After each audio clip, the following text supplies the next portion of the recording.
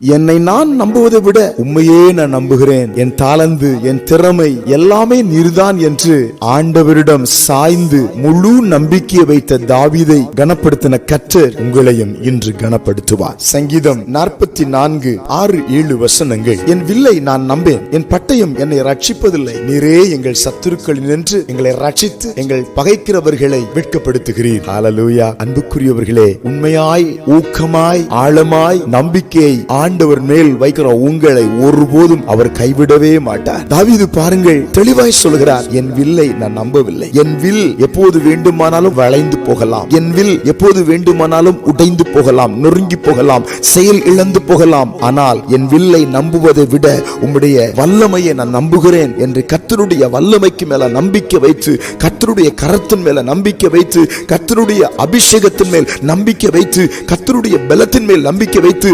சத்துருக்களை சிதறடிக்க முன்னேறி செல்கிறார் தாவீது. உண்மையாகவே கர்த்தர் மேல நம்பிக்கை வைத்ததுனால, வில்லுகளையும் அம்புகளையும் நம்பாமல் கர்த்தரையே நம்பிக்கையாய் கொண்டதுனால சத்துருக்கள் மத்தியிலே ஒரு பந்தியை ஏற்படுத்தி தாவீதை கர்த்தர் அபிஷேகித்து ராஜாவாய் நிறுத்தினார். ஆமென். சுயம் என்ற வில் முறிந்து போகட்டும், சுயம் என்ற பட்டயம் அழிந்து போகட்டும். கர்த்தர் மேல் இருக்கிற நம்பிக்கை, கர்த்தர் மேல் இருக்கிற விசுவாசம் எழும்பி பிரகாசிக்கட்டும். அதுவே உங்களுக்கு வெற்றியை கொண்டு வரும். தோல்வியை உங்களை விட்டு மாற்றும். இந்த நாள் ஜெயத்தின் பாதையிலே கர்த்தர் நடத்துவார். அல்லேலூயா. தாவீதுக்கு பலம் கொடுத்து சத்துருக்களை சிதறடிக்கிற, பகைஞரை கீழ்ப்படுத்தி அவர்களை வெட்கத்திலே தள்ள கிருபையும் பலத்தையும் சத்துவத்தையும் கொடுத்த ஆண்டவர் உங்கள் பகைஞருக்கு முன்பதாய் கர்த்தர் உங்களை கம்பீரமாய் நிறுத்தி ஆசீர்வதிப்பார். ஜெபிப்போம். எங்கள் பரலோகத்தின் பிதாவே, இந்த காலை வேளையிலே எங்கள் வில்லுகளையும் எங்கள் அம்புகளையும் எங்கள் சுயத்தையும் நம்பி நாங்கள் மோசம் போகாதபடி உம்மையே நம்பிக்கையாக கொண்டு உம்மால் வருகிற ஆசீர்வாதங்களை அனுபவிக்க, வெற்றிகளை கொண்டாட கிருபை செய்கிறீர். ஜெபத்தில் இணைந்திருக்கிற மக்களை ஆசீர்வதியும். இயேசுவின் நாமத்தில் ஆமென்.